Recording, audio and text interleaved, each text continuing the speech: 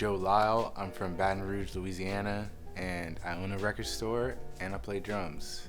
I had like this vision of creating a space where, because I'm like a touring drummer as well, a space where I could connect like all the people I was meeting on the road with people in New Orleans who I thought could use more attention, because people look over New Orleans a lot.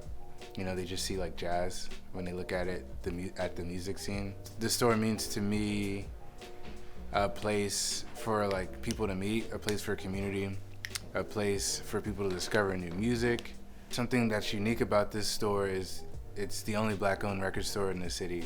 I'm also like pretty young for a record store owner, so I feel like I'm able to keep my finger on the pulse for what younger people are listening to, and I also, you know, have studied a lot of music. But one thing we really focus on is community, and throwing events like record signings that bring artists who are touring through the city to artists who are already here, and throwing shows on the fourth floor. Like we just had an art installation last night from Deja Jones. It was curated by Uptown Laundry, and events like that, I think, really hark back to what a record store originally was back in the day, like in the 50s and 60s.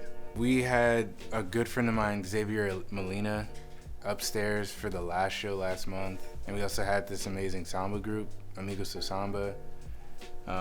Some artists on tour that have stopped by are like Thundercat and Wilco, Modest Mouse, Arlo Parks. Were all like really kind enough to sign records or like come and shake hands and say hey to, you know, people who are fans.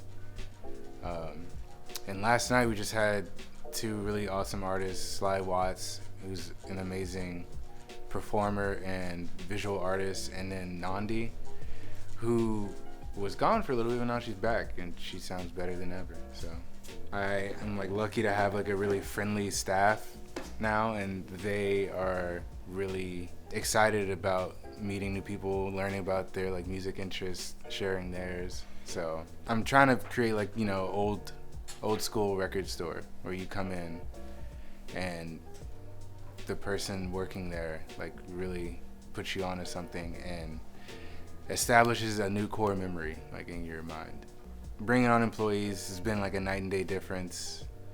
I didn't know what I was missing, and yeah, I was like, I was kind of doing it, you know, while being on tour, but it wasn't up to snuff. And now I like can rest easy on the road knowing that somebody is also here who cares about the store too and won't let it fall to ruin. So yeah, shout out to Lefty from Euclid Records. He gave me so much advice about you know, starting up a store.